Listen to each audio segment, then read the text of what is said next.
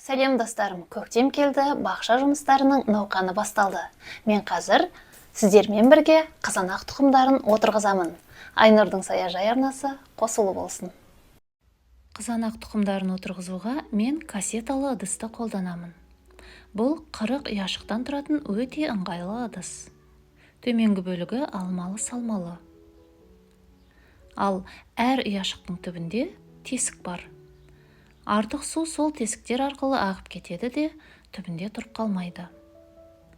Бұл топырақтың ылғалдылығын дұрыс сақтауға көмектеседі. Осындай құрылымның арқасында қызанақ тұқымдары өніп шығуына ең қолайлы жағдай жасалады. Бұл ыдысты кез келген бақша дүкендерінен сатып алуға болады. Ал егер бюджетке сай болмаса, балама нұсқаларды іздесеңіз, менің сол туралы жеке видеом бар. Сілтемесін осы жазбаның астында қалдырамын. Тұқымдарды отырғызуға мен дүкеннен арнайы топырақ сатып аламын. Әмбебап деп аталады.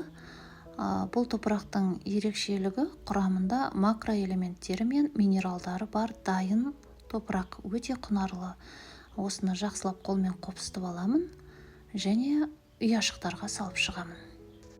Топырақты толтырып сала береміз, себебі бұл нығыздалғанда басылады.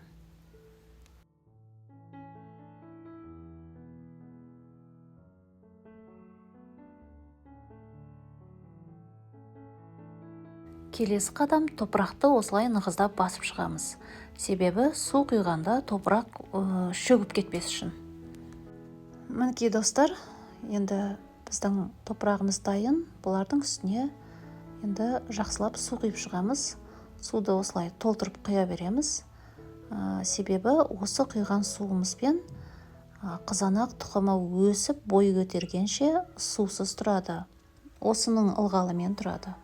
Сумен де кәдімгі салқын су.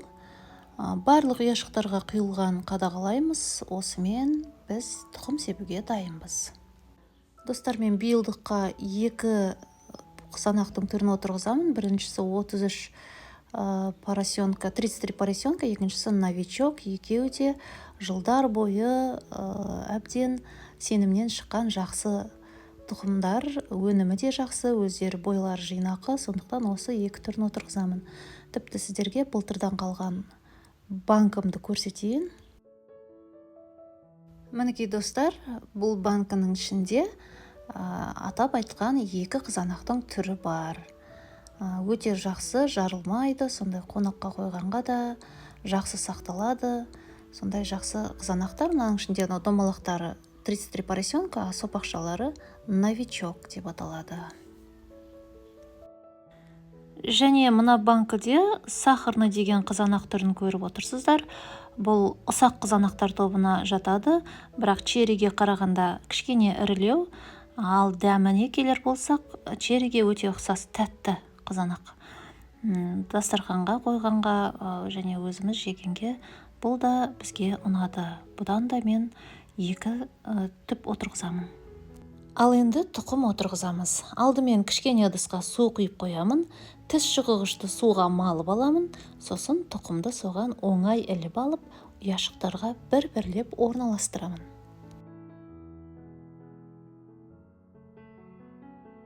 Бұны шатысып қалмас үшін мен дереу қағазға жазып қоямын.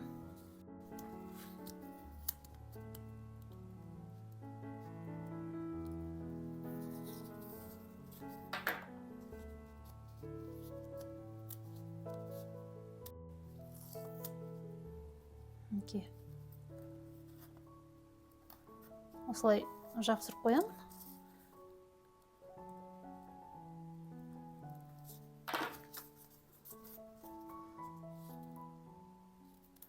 Себебі осылай жапсырып қоймаса, кейін көшеттеген кезде қиын болып кетеді, шатасып кетесіздер. Так, енді келесім менің новичок. Сол әдіспенен қойып шығамын, достар. Осылай, достар, тұқымның бәрін біркелкі етіп отырғызып болған соң, оның бетін топырақпен жабамыз. Бәрін біркелкі етіп топырақпен жауып шығамыз.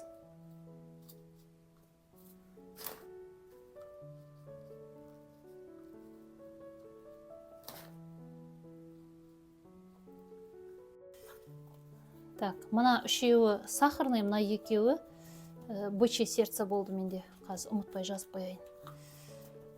Достар, бұны енді аздап қана нығыздаймыз. Трамбовать ету. Аса қатты баспаңыздар. Аздап қана. Өйткені нәзік тұқым бой көтеріп, жарыққа қарай ұмтылады. Сол кезде жаңағы оңай шығу үшін аздап қана осылай тығыздап қоямыз.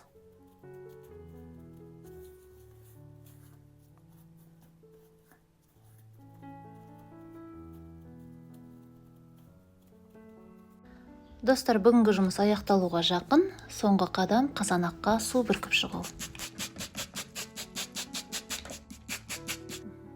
Мінекей достар, сіздер қызанақ тұқымдарын қалай отырғызғанымның куәсі болдыңыздар. Енді бұған жарық керек және ылғал керек. Алғашқы 5-6 күнде бұлар бой көтереді. Сол кезде мына беткі жабынын дереу алып тастаймыз. Ал енді күн түспеген уақытта осылай лампаның қойып қойсаңыздар, кез келген жарықты қойып қойсаңыздар, ал бой көтергеннен кейін дереу бетін ашасыздар да, содан кейін жарыққа қоясыздар. Достар, мұнда ылғал өте жеткілікті. Егер буланып, парланып жатса, жабында алып, сүртіп, қайтадан жауып қоямыз. Ендеше 5 күннен соң. Ал достар, бүгін 5-ші күн. Қызанақтар толық бой көтерді. Бірден қақпағын алып тастадым. Себебі бұларға ауа керек және жарыққа қойдым. Осылай күн сәулесі жоқ болса, жаңағы көрсеткен лампыға қойып қою керек. Себебі бұлар жарыққа қарай өседі.